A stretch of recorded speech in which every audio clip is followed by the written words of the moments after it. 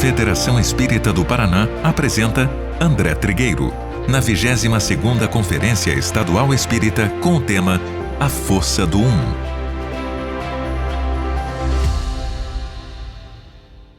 Bom dia, Paraná.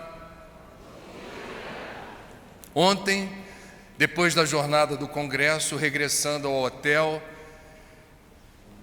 liguei a televisão e descobri, maravilhado, num canal de TV a cabo, a exibição de uma série de ficção científica da década de 1960, que há muito tempo eu não via, chamada Jornada nas Estrelas, do capitão James T. Kirk, Sr. Spock, Dr. McCoy. Eu sou fã de filmes, de séries e de literatura associada à ficção científica, da série concebida por George Lucas, Guerra nas Estrelas, que a força esteja com você, de filmes mais teens para garotada, bem feitos, como De Volta para o Futuro, dos livros de Júlio Verne, que na minha infância eu acessei, alguns textos de Isaac Asimov, Stanley Kubrick, com 2001, Odisseia no Espaço. Enfim, por que hoje, num congresso espírita, eu compartilho com vocês, na largada da nossa reflexão, essa predileção ou muita afinidade com o tema da ficção científica? Reparem como é recorrente nessa literatura ou nos roteiros de filmes e minisséries de ficção científica o seguinte clichê: seria possível viajar pelo tempo, retornar ao passado, usando uma determinada tecnologia, uma máquina do tempo, e quando isso é possível, a recomendação expressa é sempre a mesma: cuidado, ao regressar na linha do tempo, não interfira nos fatos que tiveram lugar no passado, porque você haverá de alterar uma ordem sequencial de eventos e determinar mudanças nas tramas do destino, alterando o presente e o futuro. Normalmente, quem se debruça num projeto de ficção científica se informa com o pessoal da astrofísica, os cientistas, os físicos quânticos, para ver se a história guarda alguma vinculação com uma possibilidade real. Nunca houve um desmentido categórico de que a humanidade jamais poderá viajar no tempo. Em tese, é possível. Eu não conheço ninguém que tenha voltado para o passado. Mas se fizer, já é uma advertência aqui, um toque. Se algum de vocês tiver a chance de entrar numa janela do tempo e regressar no passado, até segunda ordem vale ficar calçado na recomendação da ficção: não altere nenhum fato ocorrido, pois você determinará mudanças na ordem sequencial de eventos. Eu vou sair da ficção científica e vou reportar o trabalho de um dos mais conhecidos tecnólogos do mundo, desencarnado há relativamente pouco tempo, o americano Alvin Toffler. Quem estuda tecnologia já deve ter se deparado em algum momento com o trabalho do Dr. Toffler. E uma frase dele, que eu vou compartilhar com vocês, é muito inspiradora e que diz: o futuro é construído pelas nossas decisões diárias, inconstantes, imutáveis, e cada evento influencia todos os outros. Isso não é ficção. E há embasamento científico para dizer que todos nós, sem exceção, neste exato momento e na sequência desse domingo, tudo aquilo que fizermos ou a nossa inação determinará alguma influência no todo. Estamos todos emaranhados nas tramas da vida e cada um de nós é protagonista. é agente da construção desse futuro. E aí eu vou aterrissar na doutrina. E vou lembrar o trabalho do apóstolo dos gentios, Paulo, no ano 50 depois de Cristo, esteve na cidade de Corinto, lá permanecendo aproximadamente 1 ano e meio, e criando um núcleo de cristãos interessados em se aprofundar na Boa Nova. Após essa passagem por Corinto, Paulo segue seu apostolado divulgando o Evangelho de Jesus e mantém contato por carta com os coríntios. Na segunda carta de Paulo aos Coríntios, há um trecho muito inspirador para mim e que foi objeto de uma mensagem psicografada por Chico Xavier a partir do trabalho de Emmanuel no livro Fonte Viva. O trechinho pensado da carta de Paulo aos Coríntios diz: não sabeis que um pouco de fermento leveda a massa toda? Eu acho isso muito inspirador e bonito, mesmo sem entender nada de culinária, nada de gastronomia. Nesses tempos de confinamento do novo coronavírus, quem depender de mim, no meu refúgio, em Laranjeiras, no Rio de Janeiro, para comer, vai passar um mau bocado, porque eu não tenho os talentos da culinária, mas eu sei o suficiente para perceber o que é o fermento, que é uma substância cuja composição química realiza a proeza de fazer com que a massa cresça e apareça. Usado com parcimônia e com talento, o fermento realiza prodígios na gastronomia, mas o fermento é uma força da natureza. E qual o sentido evangélico de Paulo ao dizer que um pouco de fermento leveda a massa toda? Vem aí a mensagem de Emmanuel intitulada No Esforço Comum, que eu não vou reproduzir totalmente para vocês, mas ela é muito inspiradora, especialmente para quem trabalha com comunicação, e que diz o seguinte: tudo que emana de nós, nossos pensamentos, nossas palavras, nossas atitudes, nossas ações, constituem moldes mentais para todos os que nos acompanham. Então vejam, no nosso nível evolutivo nós não temos consciência disso. A maior parte do tempo não temos a menor noção de como nós, nas pequenas coisas do dia a dia, nos mil nadas da existência, de forma direta ou indireta, estamos determinando influências no plano denso da matéria e no plano espiritual. E isso é muito interessante. Esse é um estudo que inspirou o livro A Força do Um. Essa mensagem inspirou o meu último livro. Eu vou aqui pegar tópicos da mensagem de Emmanuel para a gente refletir junto. Todos os teus pensamentos atuam nas mentes que te rodeiam. Vou repetir. Todos os teus pensamentos atuam nas mentes daqueles que te rodeiam. Vejam as implicações desse conhecimento. Para nós espíritas, o pensamento não é uma abstração. O pensamento tem força e direção. Cuidado com o que você pensa.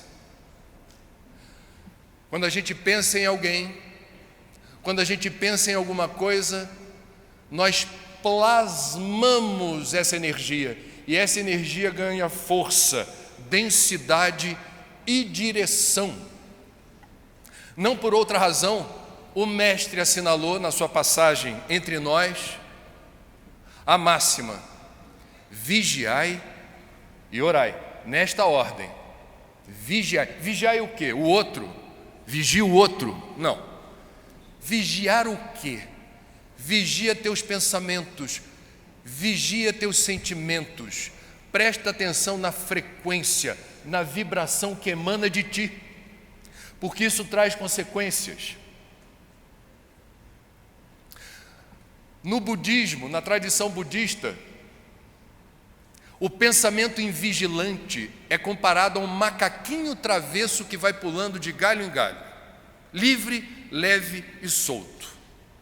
Significa que nós precisamos ter a noção do que significa cada um de nós ter um macaquinho travesso, livre, leve e solto, porque isso determina no intervalo de segundos que você esteja num momento de serenidade, tranquilidade, centrado, pacificado.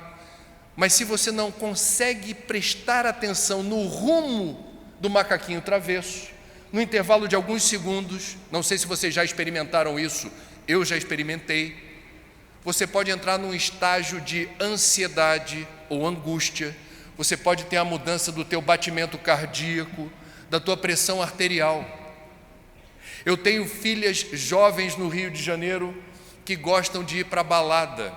Imagina os pais, quando impotentes, porque a filha já é maior de idade, e diz assim: pai, a gente se vê. Para onde você vai, minha filha? Eu vou para a balada, a gente está indo junto. Ela já sabe a preocupação, já diz com quem ela está indo, já temos o protocolo.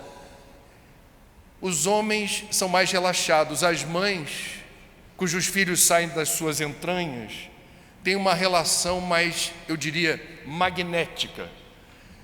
E muitas mães ficam insones de madrugada ou ficam com aquele sono leve, prestando atenção nos movimentos da casa para ver se o filho ou a filha já regressou. É um macaquinho travesso. E eu converso com a minha mulher. Não há o que fazer, a gente põe filho no mundo e o filho tem as próprias andanças. Se a gente começa a fantasiar ou a especular, mas será que vai ser assaltada? Será que o motorista do Uber é desonesto? Será que haverá algum problema? Você não dorme, você não relaxa. Então, algum controle mental. Ser pai ou mãe no século XXI, em cidades como o Rio de Janeiro, exige algum cuidado na forma como você deve se policiar para não imaginar o pior. Algumas universidades, é o caso da USP, a Universidade de São Paulo, no Rio de Janeiro, a Universidade Federal Fluminense, repetem o que já é muito comum em universidades dos Estados Unidos e da Europa, que é dentro do curso de medicina a disciplina saúde e espiritualidade. Isso não tem nada a ver com religião, isso tenta mostrar como nós, no campo sutil, no território do transcendente, determinamos para nós pacotes de saúde ou de doença que os médicos não costumam reconhecer as causas com o conhecimento construído até aqui, porque isso transcende o corpo físico, o funcionamento de órgãos ou glândulas. Nós determinamos a nossa saúde, nós conseguimos determinar também estados patológicos. Não por outra razão, quando fazemos a campanha do culto do Evangelho no lar, nós estamos sugerindo que os espíritas escolham um dia e uma hora da semana para, no refúgio doméstico, num lugar do mundo que você pode chamar de seu, você consiga fazer uma conexão com o alto, você consiga fazer uma imersão num texto do Evangelho ou alguma mensagem edificante que promova naquele instante a profilaxia do seu campo mental. É um saneamento básico espiritual, mudando a psicosfera do seu ambiente doméstico e das redondezas. Psicosfera é uma palavra-chave na obra de André Luiz. Psicosfera significa campo eletromagnético que todos os seres vivos possuem. Vegetais têm psicosfera ou campo eletromagnético, animais têm psicosfera e nós também. Nós não vemos, a maioria de nós não tem a percepção sensorial da psicosfera, mas a espiritualidade percebe qual é a irradiação magnética de cada um de nós, que define um padrão. É uma forma, uma intensidade maior ou menor de luz, uma coloração específica e um odor. A nossa sorte no nosso nível evolutivo é que a gente não sente o cheiro, da psicosfera. Pobre de Ismael, que por vezes talvez tenha que tapar o nariz. Pois bem, estamos falando de uma evidência na ciência espírita de que a frequência dos teus pensamentos e sentimentos determina a qualidade da sua psicosfera. O culto do Evangelho no Lar procura calibrar, ajustar essa vibração e frequência da sua psicosfera. E aí, aterrissando na mensagem de Emmanuel, que diz: todos os teus pensamentos atuam nas mentes que te rodeiam. A psicosfera de cada pessoa presente aqui no Expo Trade determina a qualidade desse ambiente. Quando vocês retornarem para as suas casas, como eu retornarei hoje a minha, estarei transportando junto comigo a minha psicosfera. E essas psicosferas determinam a qualidade do ambiente em que estamos inseridos. Vocês devem ter conhecimento de pessoas que vocês, de graça, sem saber muito bem porquê, adoram estar por perto. Existem pessoas muito agradáveis, pessoas que nem precisam às vezes abrir a boca, você gosta de estar perto da pessoa. Que bom, está aqui. Que bom que você está aqui. E vai arrastando asa para ficar do ladinho. E vai, vai pegando. O espírito é danado, vai lá. Tem o povo que já está pegando álcool gel em doses adicionais para levar para casa. E tem gente que pega, assim, intuitivamente você percebe, por alguma razão essa pessoa me faz bem. Por alguma razão é bom estar aqui. Quando não são pessoas, são ambientes. Você transpõe o vão da porta e diz: cheguei. Aonde? Num lugar gostoso de estar. Isso pode ter várias explicações. Considere uma variável importante. A psicosfera desse lugar lhe é compatível, é acolhedora, é amorosa, e você percebe isso rapidamente, as suas anteninhas. O mesmo se dá em relação a pessoas que lhe causam gratuitamente alguma aversão ou repulsa. E isso nos causa alguma perplexidade quando a gente não consegue entender a razão pela qual essa gratuidade da aversão se manifesta. Considere essa possibilidade. Você percebeu intuitivamente que existe ali algo que ameaça o teu bem-estar. É alguém que possivelmente, é uma possibilidade, encontra-se num estado de invigilância, saturando a própria psicosfera de miasmas e formas de pensamento que são hostis para ela e para quem está à volta. O culto do Evangelho no Lar determina uma faxina doméstica. E essa faxina é a remoção exatamente das formas de pensamento em desequilíbrio.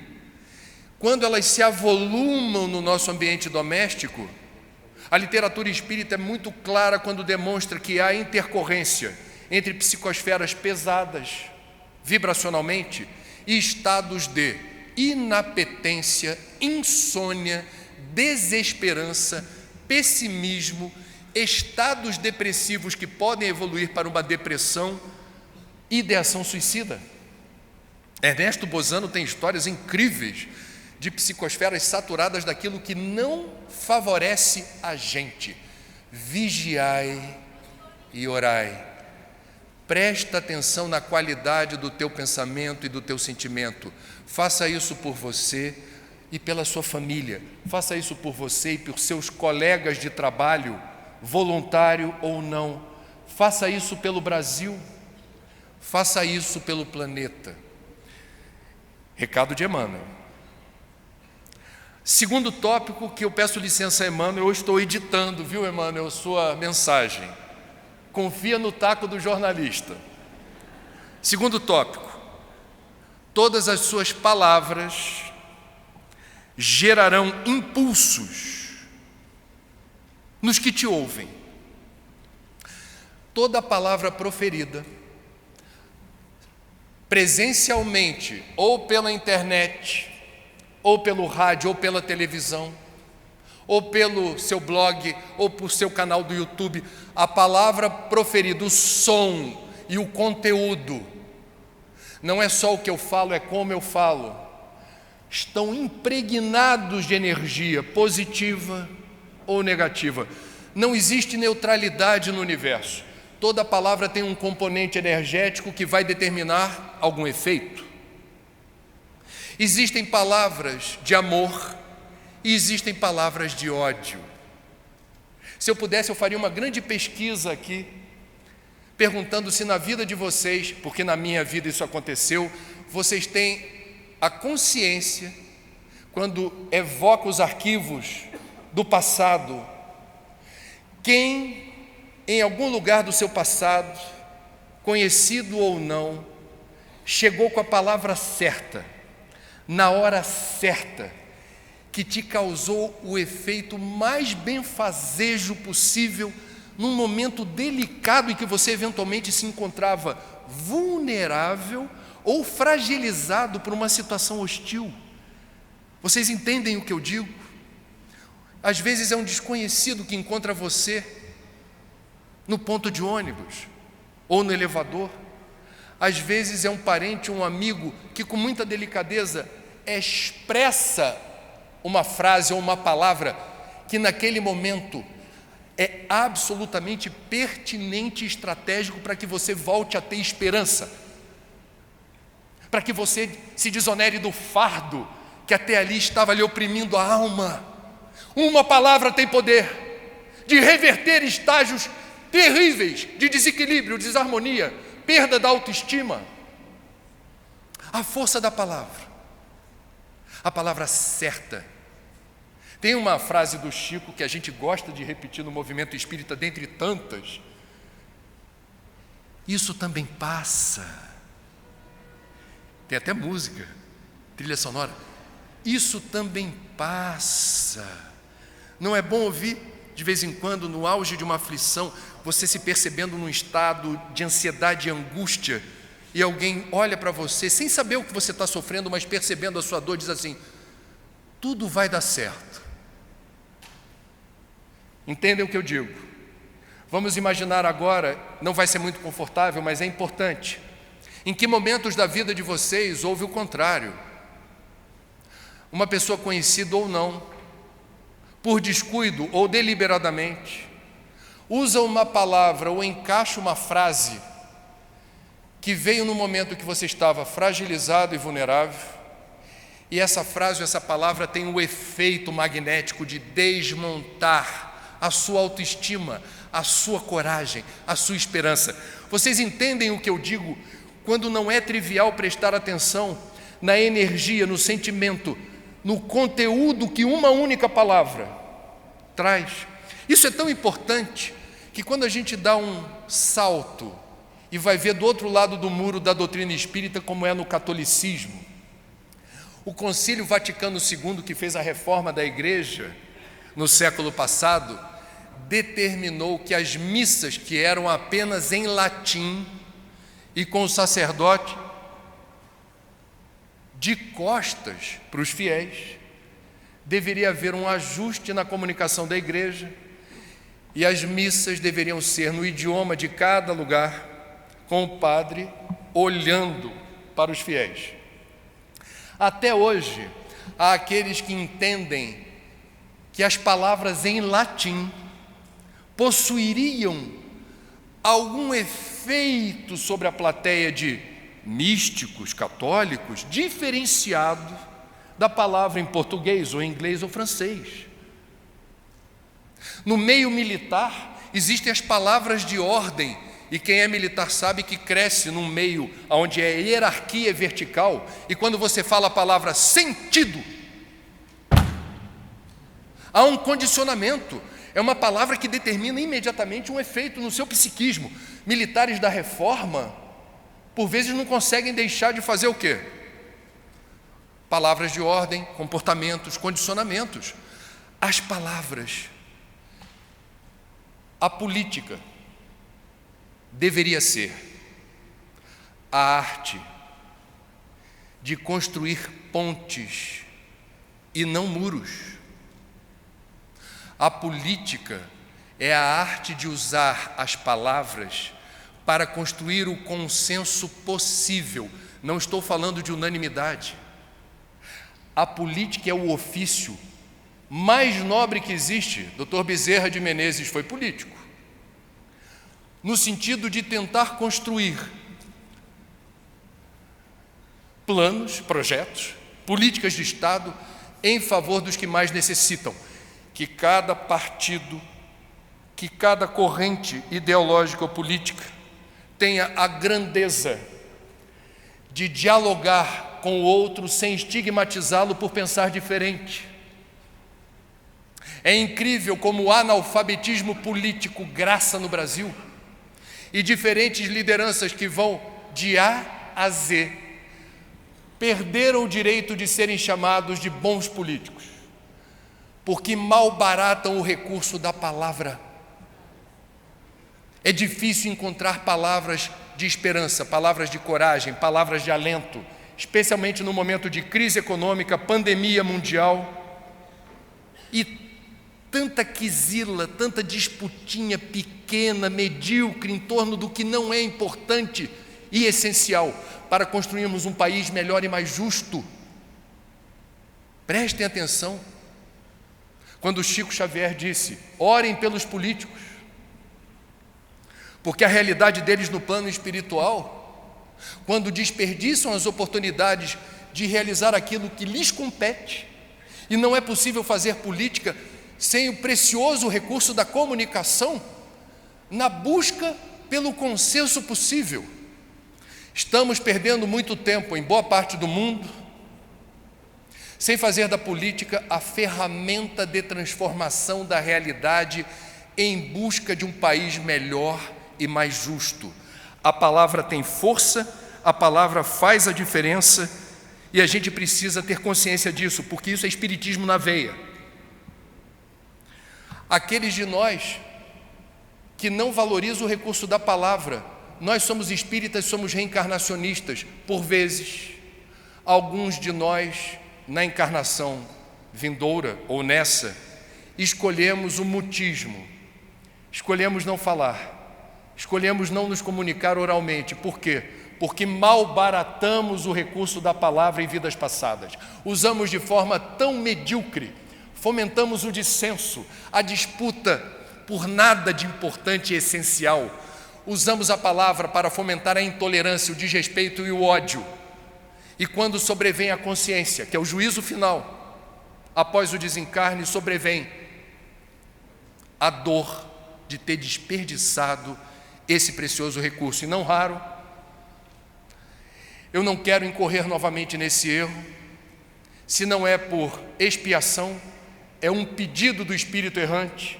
Eu não quero fazer uso da palavra na próxima encarnação, porque eu tenho consciência do mal que eu causei através desse poderoso instrumento de transformação para melhor.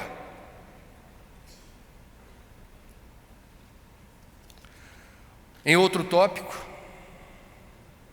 diz Emmanuel, pela psicografia de Chico: todas as tuas frases escritas gerarão imagens naqueles que te veem.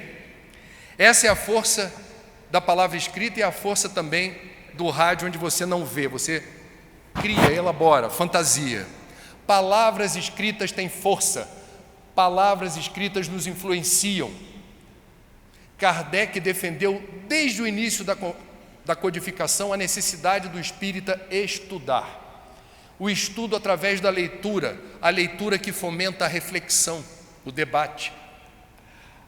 A capacidade da gente introjetar um conhecimento que é amplo e complexo, porque o espiritismo é amplo e complexo, é uma doutrina que explica as leis que regem a vida e o universo, não é trivial.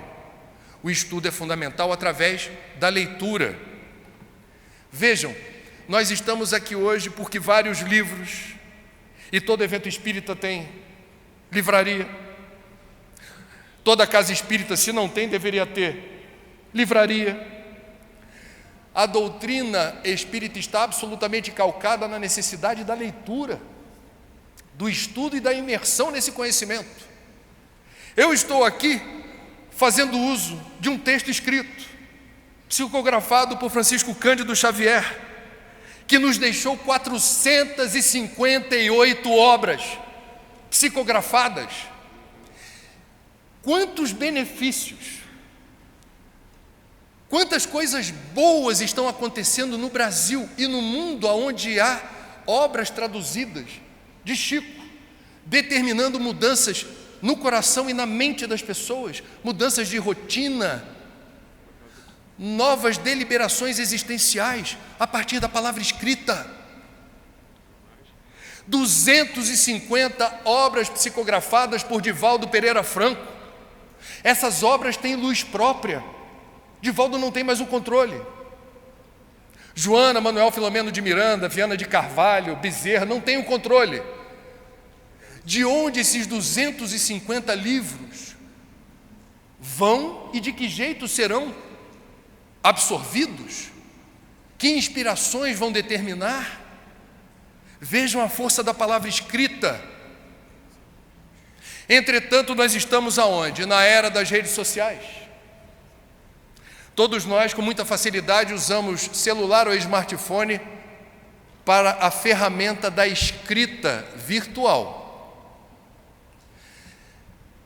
Já foi dito isso antes, eu vou repisar. Todos nós somos absolutamente responsáveis pelos pacotes de informação escrito que veiculamos nas redes sociais. E, por favor, não adianta dizer que você só replicou. Ah, mas não fui eu que escrevi isso. Foi outro. Você repassou nas suas redes? Você não checou a informação? Você não checou a fonte? Você não perguntou para você antes de repassar ou escrever: o que realmente eu pretendo com isso? O que me move na direção das redes sociais para escrever isso ou repassar aquilo? Palavras escritas. Vejam a responsabilidade do nosso tempo, que agrava a psicosfera do Brasil e do mundo. Usa-se uma expressão em inglês para denominar pessoas que destilam ódio nas redes sociais. Chamam-se haters, aqueles que odeiam. É impressionante a avalanche diária de mensagens que inspiram ódio, intolerância e desrespeito. Está em curso no Congresso uma CPI que investiga fábrica de fake news, que perseguem opositores deste ou daquele político de forma muito cruel. Uma das pessoas perseguidas pela fábrica dos haters desencarnou anteontem, um advogado do Rio de Janeiro, que os amigos mais próximos disseram que morreu de tristeza, justamente pela perseguição implacável que sofria, principalmente nas redes sociais. As palavras escritas inspiram ou derrubam. Quando você lê algo que te inspira, você fica eternamente grato a quem teve o privilégio, a bênção de escrever, e como você é alguém que precisa sempre manifestar gratidão pela oportunidade de ler algo que te transforma para melhor. Agradeçam todo dia a Chico, a Divaldo, a Raul. Agradeçam todo dia aos autores espirituais. Agradeçam todo dia a Jesus e aos evangelistas que eternizaram por escrito o Evangelho. Palavras escritas, meus amigos, tem força, tem poder. Façamos bom uso delas e vigiar e orar antes de seguir o impulso das redes sociais. Prossegue Emmanuel. Todos os seus atos são modelos vivos, influenciando os que te cercam. Atos, atitude, interferência na rotina. Sabe aquela história de uma pessoa cair na sua frente, tombou na rua? Aí você olha a pessoa e você se compadece. Você tem, digamos, um impulso solidário. Você diz assim: nossa, que pena. Mas você não a socorre, você não a ajuda a se levantar. Então vejam, o que vale aí? O sentimento de compaixão que você teve na hora de ver alguém cair na calçada, ou a interferência na realidade, tentando socorrer fisicamente, materialmente a pessoa. O que conta ponto no projeto evolutivo é peso 2, como diriam os professores. É atitude. Jesus foi quem foi, importante na história da humanidade, dividiu ao meio o calendário. Se nós estamos no ano 2020 depois do nascimento de Jesus, é porque ele não apenas falou ou sentiu, ele fez, ele materializou, ele praticou, ele agiu, ele intercedeu, ele interferiu, ele se manifestou na terra para praticar o amor, ensinar pela prática. É a pedagogia da atitude, é a pedagogia da ação. Um professor terá mais credibilidade com seus alunos quando ele pratica o que ele ensina. Um comandante de uma tropa terá mais prestígio com os subordinados se ele construiu na sua carreira militar a reputação de ter feito aquilo que o credencia a ser um bom comandante. Eu gosto de brincar com a garotada. Normalmente eu converso com os jovens dizendo assim: nós temos no Brasil o Exame Nacional do Ensino Médio. Na minha época era vestibular, ainda bem que eu fiz vestibular e não fiz Enem. Vou te contar, Enem é algo que tira o sono dessa garotada. Não é brincadeira. Nós aqui, meus amigos, todos, nos preparamos para o exame, para o nosso Enem, na espiritualidade. Nós estamos em plena consecução do Enem espiritual. Hoje, bem-vindos ao Enem espiritual. Já estudamos, ou deveríamos ter estudado. A gente não se lembra, tem o véu que encobre o passado, inclusive o passado na erraticidade. Mas boa parte de nós teve o privilégio de treinar antes de entrar em campo. Então não reclame da vida no Paraná, não reclame de ser brasileiro, não reclame da crise econômica, não reclame da pandemia do novo coronavírus, porque todos nós, antes da encarnação, viemos preparados para tudo isso e muito mais que ainda vem por aí. Você se abate com isso? Você acha que é algo ruim? Você se sente amaldiçoado por Deus e pelo destino? É direito seu. Eu vou dizer o que eu procuro trabalhar todo dia quando eu me sinto relativamente abatido pelas circunstâncias. Obrigado, Senhor, por confiar em todos nós que estamos encarnados nesse período da história a nobre tarefa da semeadura e da atitude firme, escorada na fé e na doutrina espírita, que é fé raciocinada e que se manifesta no norte magnético da bússola que aponta: fora da caridade não há salvação. Em vez de acumular álcool gel na minha casa, eu vou distribuir álcool gel onde está faltando. Em vez de acumular mantimentos na minha casa, porque eu não sei o que vem por aí, eu vou prestar atenção em quem não tem dinheiro sequer para comprar aquilo que é necessário no dia a dia. Fora da caridade não há salvação. E a força do exemplo. É fácil ser orador espírita. É fácil vir aqui falar. O difícil, e por isso nenhum médium e nenhum orador espírita devem ser idolatrados, devem ser cultuados, porque nós somos os mais necessitados das palavras que proferimos. E não raro quem estuda a doutrina espírita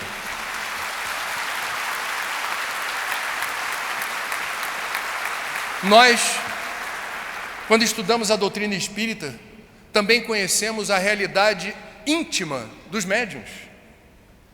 Na maioria absoluta dos casos estão em dívida com a lei e não têm opção de fazer outra coisa na encarnação vindoura do que servir. E a mediunidade é serviço.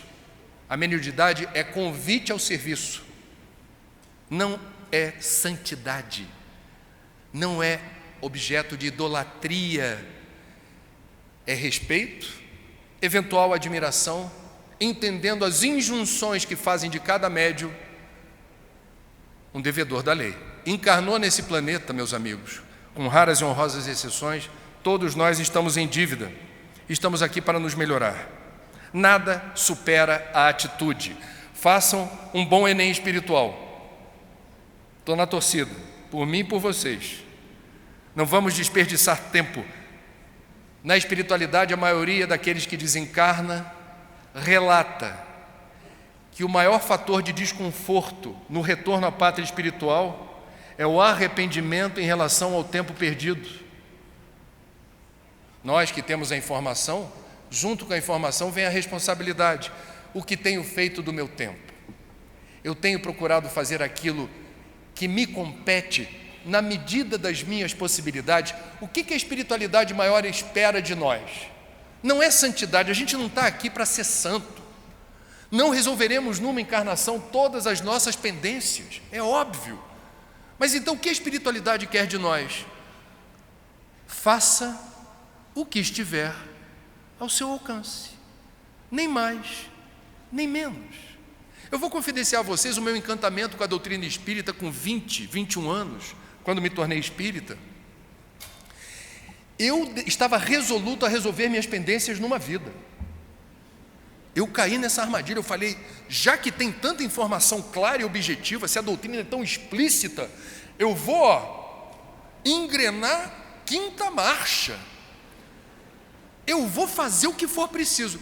Isso, durante quase um ano, na minha juventude, foi algo extremamente arrebatador e desgastante. Quem estuda sustentabilidade sabe. Sustentabilidade é equilíbrio, é harmonia, é dar o passo do tamanho da perna. Aceite-se como você é, ame-se com as suas imperfeições, respeite as suas limitações, porque a espiritualidade não quer que você avance o sinal. A espiritualidade quer que o seu carrinho, o seu bólido, ande na velocidade compatível com o seu motor. E creia, não é pouca coisa. Isso não é pouca coisa. A força da atitude. Eu adoro o estudo dos assuntos ambientais, mas eu sofro muito quando vejo tanta invigilância nas questões alusivas ao meio ambiente. E eu já estava quase tendo algum problema de ordem física, com sentimentos negativos na rua quando eu vi alguém jogando lixo no chão. Eu preferia não me incomodar com isso, mas eu me incomodo. E eu sofria porque eu não sabia. Eu sou espírita, eu não posso agredir a pessoa, não posso ofender a pessoa, eu não posso faltar com respeito com a pessoa, mas eu estou incomodado com a pessoa. O que eu faço? Há muitos anos atrás, um professor de história me deu uma dica preciosa que até hoje eu faço e é terapêutico. Se eu vejo alguma pessoa jogando assintosamente no chão lixo, eu aprendi com esse professor de história, testei, deu certo, falei, vou fazer sempre que der vontade. Eu pego o resíduo que a pessoa abandonou, apresso o passo, vou na direção dela, ultrapasso a pessoa com o resíduo na mão e digo, olá, bom dia, você deixou cair isso no chão.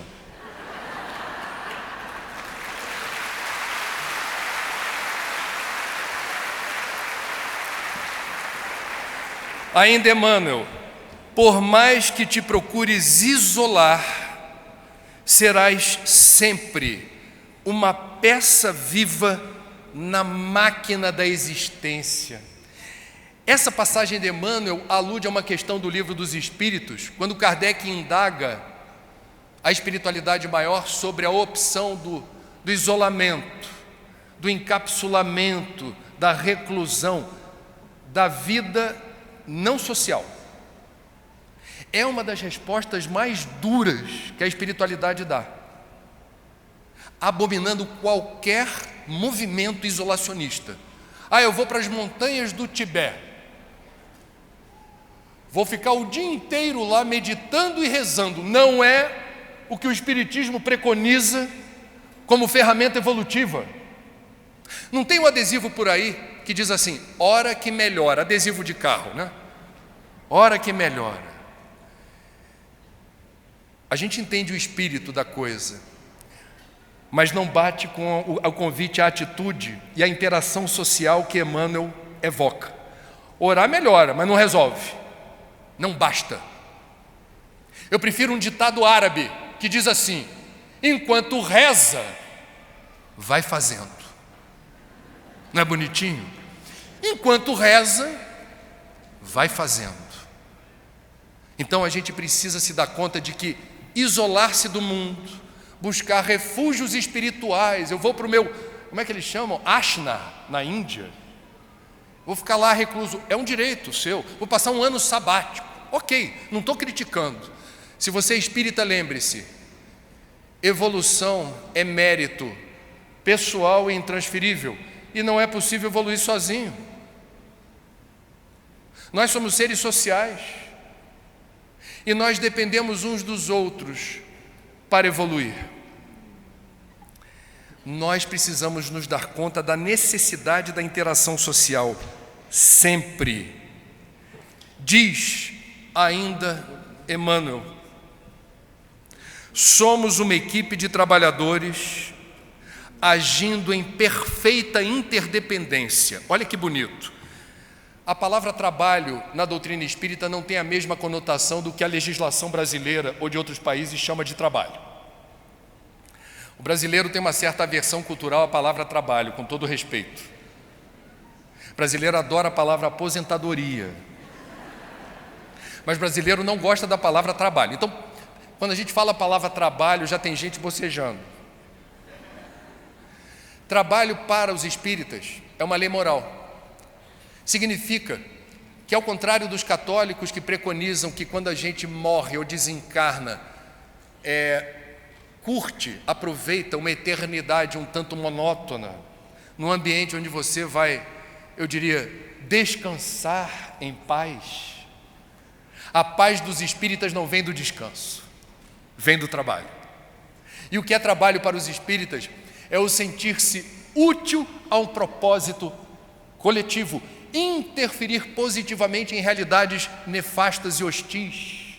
É construir, como Divaldo faz com tanta ênfase, a cultura de paz. É consolar, é apoiar, é ajudar materialmente com a palavra, com o gesto, quem precisa. Porque nós também precisamos, e é nessa interação que a gente vai construindo uma nova cultura solidária, onde haja compaixão, solidariedade, fraternidade. Então o trabalho é para o bem. O trabalho remunerado pode ser, invariavelmente é também, um laboratório de superação das adversidades e um laboratório que permite você se credenciar a voos mais altos no campo da espiritualidade. A maioria das pessoas no Brasil e no mundo, não sei se vocês têm essa informação, não trabalha com o que gosta. Não trabalha com o que gosta. É um privilégio você ter o seu ganha-pão, a sua subsistência material, trabalhando naquilo que você escolheu e tem prazer. Sinta-se privilegiado. A maioria das pessoas nesse planeta não trabalha com aquilo que gosta. E quem trabalha com aquilo que não gosta também está burilando, está de alguma forma exercitando paciência, tolerância, superação, está procurando reconhecer que naquele ofício há mérito. A gente precisa prestar atenção no mérito de quem realiza trabalhos considerados menos importantes, equivocadamente, ou menos nobres, equivocadamente. Nós precisamos enaltecer, e esse é um capítulo do livro A Força do Um, que eu falo dos invisíveis. Quando a gente fala dos invisíveis para espírito, ele estava desencarnado? Não, eu estou falando dos invisíveis encarnados. Quem é o invisível encarnado? É o funcionário terceirizado da limpeza que neste momento no Expo Trade está fazendo com que este banheiro gigantesco esteja limpo, asseado e cheiroso para todos nós. E a gente entra no banheiro e finge que essa pessoa não existe.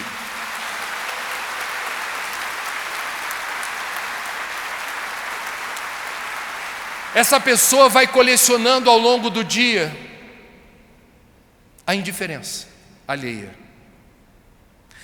Se coloquem no lugar de alguém que não é percebido, no lugar de alguém que está num lugar movimentado, mas ninguém lhe fita os olhos, ninguém lhe reporta algo, ninguém lhe dirige a palavra. Lembrem-se que essas pessoas têm coração e estão prestando atenção no que acontece à volta. Chega no final do dia em casa, a mulher ou o marido pergunta: como é que foi o trabalho? Normal. Agora, quando você no banheiro, passando por um funcionário terceirizado da limpeza: bom dia, meu irmão. E se quiser, vai além quando sair do banheiro. Muito obrigado pelo seu trabalho. Ele faz toda a diferença. Faça isso com o lixeiro, faça isso com quem desentope caixa de gordura ou caixa de esgoto. Faça isso com o catador de recicláveis, porque ninguém cata lixo. Lixo é aquilo que é desprezado, não tem utilidade ou serventia. O catador de recicláveis, ele presta um enorme benefício à sociedade, não permitindo que vá para o lixo o que não é lixo. Ele é um microempresário de resíduos, ou um catador de recicláveis. Ele não perde tempo com lixo. A gente precisa prestar atenção na importância do trabalho do ponto de vista material e espiritual, e diz Emmanuel: somos uma equipe de trabalhadores agindo em perfeita interdependência. A interdependência explica o software inteligente do universo.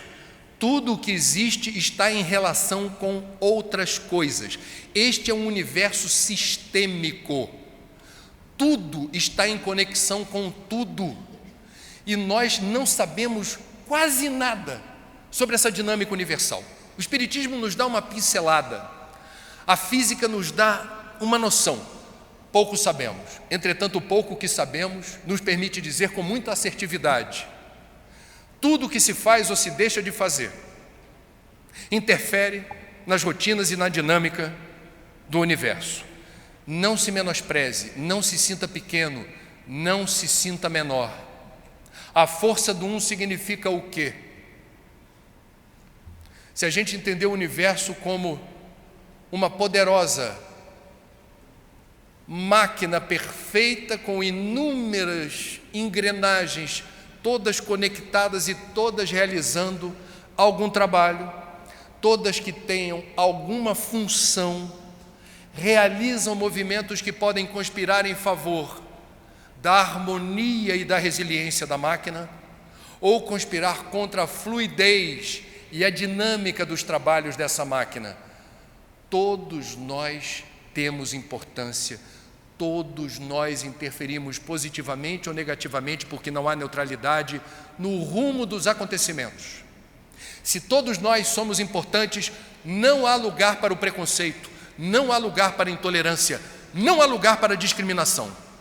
Todos nós, independentemente da cor de pele, da cultura, do idioma, da corrente religiosa que segue, do time de futebol que torce, do nível de escolaridade, todos nós somos absolutamente importantes, essenciais e estratégicos no dia a dia, na dinâmica da teia, da configuração desse universo sistêmico. Especialmente no Brasil. Vejam a singularidade do Brasil. O Brasil é o país mais miscigenado que existe no mundo, um dos mais miscigenados. E aquilo que sociólogos e antropólogos historicamente apontam como a maior riqueza, o maior trunfo do Brasil, é justamente essa mestiçagem, essa mistura que empresta um sabor, empresta um colorido diferenciado para o nosso país. Essa diversidade é a nossa riqueza. E essa diversidade, na interpretação de alguns, é entendida como um peso, um fardo, uma falha, uma imperfeição. Isso é equivocado. Isso não corresponde a uma realidade tão simples. Na diversidade aprendemos a evoluir. O choque, o entrechoque das diferenças é que permite que a gente aprenda algo que seja útil com o diferente. Imagina um movimento espírita com todo mundo pensando igual o tempo todo sobre tudo. Seria uma chatice inominável. Se todo mundo num país professasse a mesma fé, gostasse da mesma comida, das mesmas músicas, o universo demonstra, as leis da natureza demonstram que a força da vida reside na diversidade. É simples explicar isso. Por exemplo, quem estuda genética consegue provar que nos grotões do mundo, onde não há grandes populações, há agrupamentos humanos, Há casais formados entre familiares, primos de segundo ou terceiro grau que costumam casar e ter filhos. O que o estudo da genética mostra? Onde há pouca diversidade de gene, há maior risco de quê? Anomalias no feto. E quem reencarna corre o risco de vir num corpo que não consegue desenvolver com facilidade algumas habilidades porque o gene não favoreceu. Qual é o segredo? Eu diria, qual é o mistério? Qual é o que está embutido aí na receita da combinação de seres humanos na lei de reprodução? Misturar é bom. Misturar é bom. Conspira em favor da vida. Na área do meio ambiente, com todo respeito a quem aqui eventualmente trabalhe na indústria de papel e celulose, eles empregam um termo equivocado: floresta de eucalipto. Desculpa, não existe floresta de eucalipto, existe monocultura de eucalipto. Você vai repetindo a mesma espécie em grandes extensões de terra, aquilo é um deserto verde. Não há uma grande diversidade de espécies numa plantação de eucalipto. Agora entra numa floresta virgem, natural.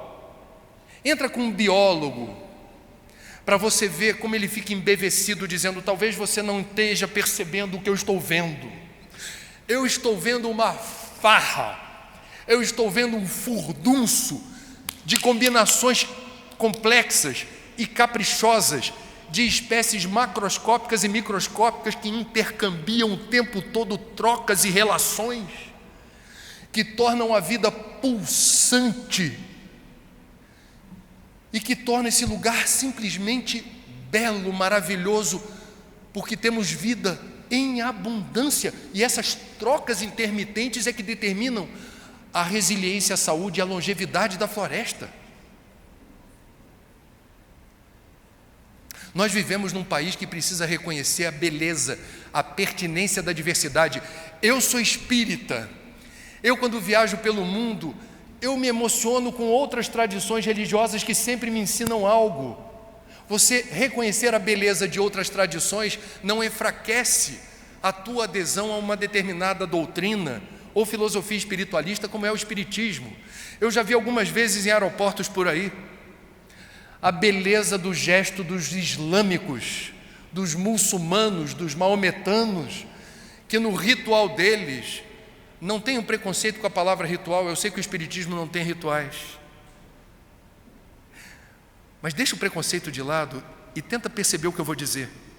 Você está no aeroporto, você é espírita, você sabe que não precisa rezar na hora certa, você sabe que não precisa entrar em templo para se conectar com Deus. Ok, sabemos.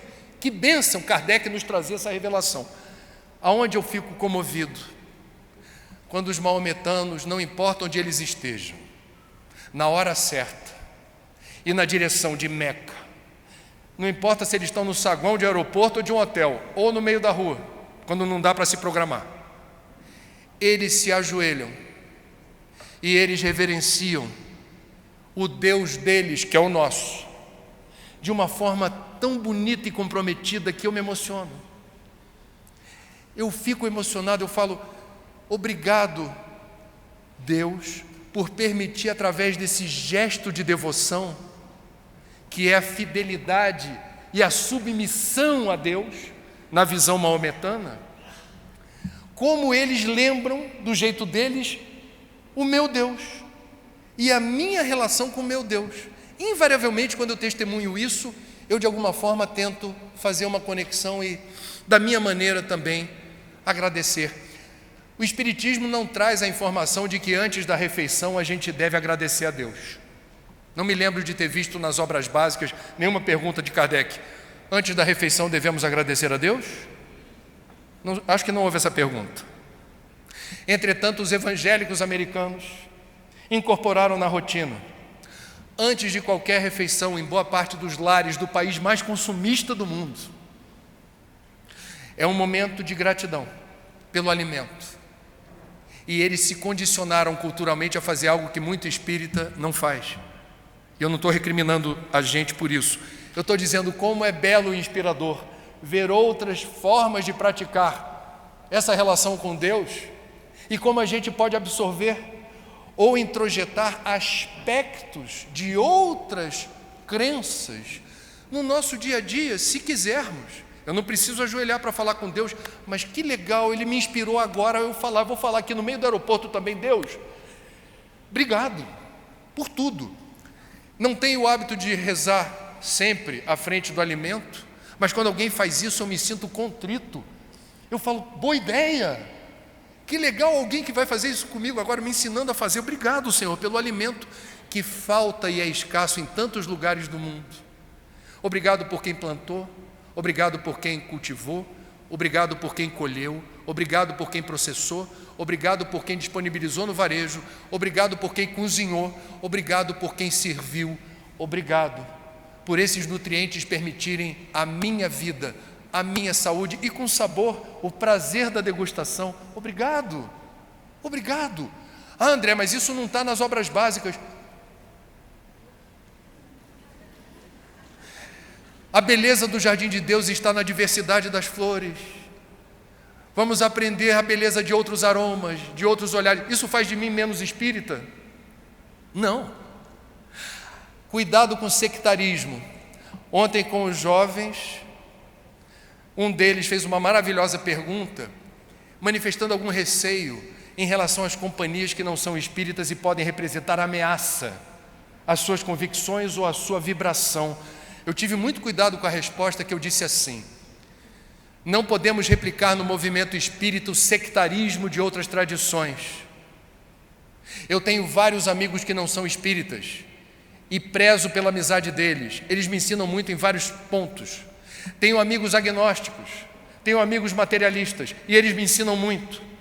E é uma bênção acessar através da literatura espírita a informação de que no umbral há muitos materialistas e ateus.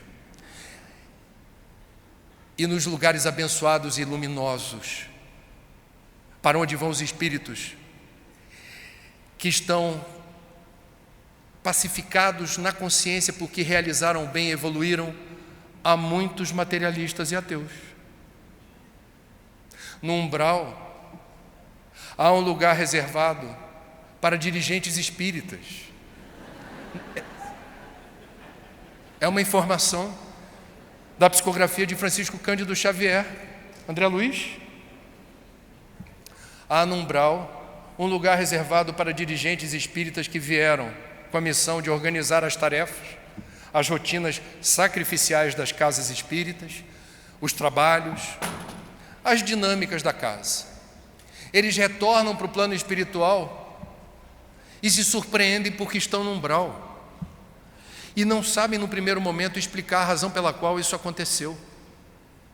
E quando chega a hora certa do esclarecimento, a informação que lhes é passada é que eles retornaram ao umbral, ou retornaram ao plano espiritual, nas mesmas condições de que quando encarnaram.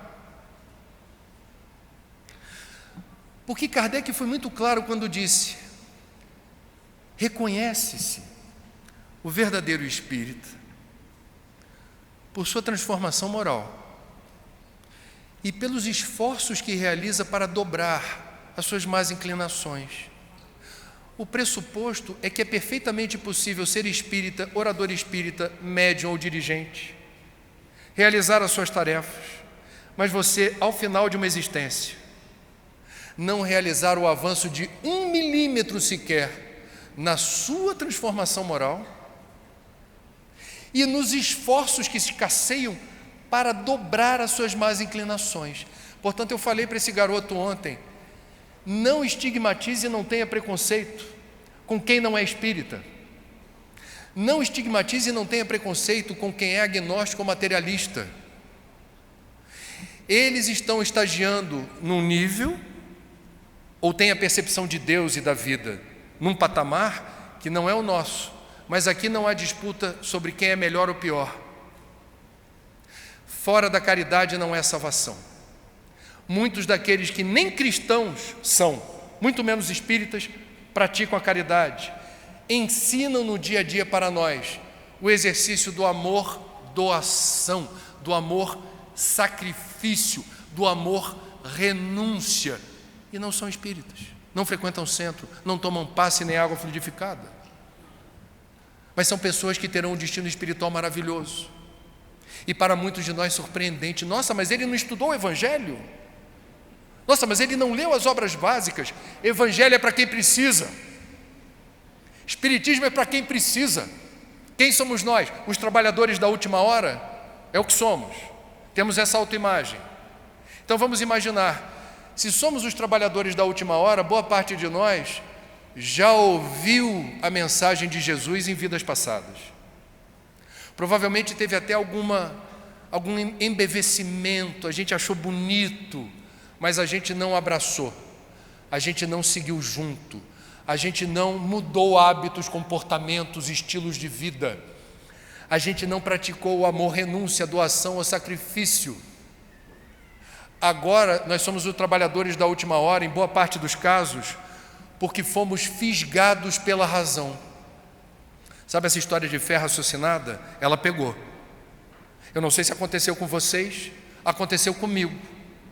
A leitura das obras básicas me fisgou pela coerência, pelo preenchimento daquilo que antes era ocupado pelo mistério, por aquilo que não era propriamente bem definido ou fundamentado, e a doutrina espírita descortinou um horizonte que passou a fazer muito sentido para mim.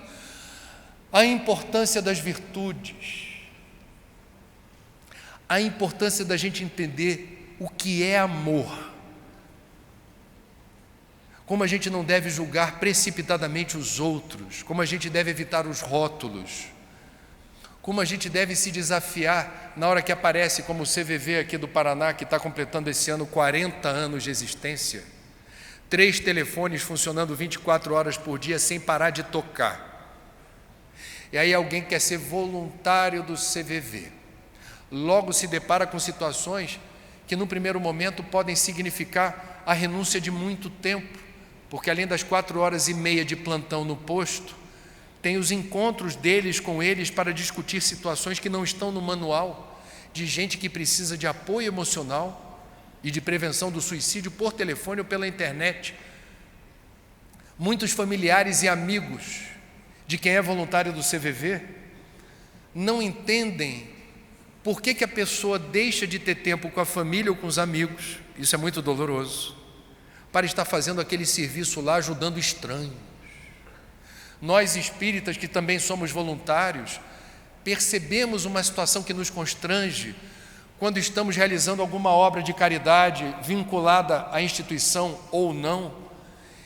Familiares e amigos por vezes se queixam dizendo: você não está mais dando bola para a gente, fim de semana agora você só vai para aquele centro espírita, isso é fanatismo. A gente só tem fim de semana para fazer palestra, porque o trabalho do dia a dia no jornalismo é muito absorvente. Eu não tenho mais tempo para conviver com muitos amigos. Eles já me jogaram o dedo no rosto há muito tempo. E o André, cara, por que o André não está mais vindo aqui? O André virou fanático. Esse negócio de espiritismo deixa as denominações radicais, islâmicas ou cristãs no chinelo. Eu estou aqui prazerosamente, longe dos meus amigos, colegas de trabalho e família, num fim de semana de folga, porque eu sou espírita, porque eu entendo a fé raciocinada, ela me traz informações que emprestam sentido ao movimento que vocês também no domingo de vocês decidiram estar aqui. Nós estamos juntos,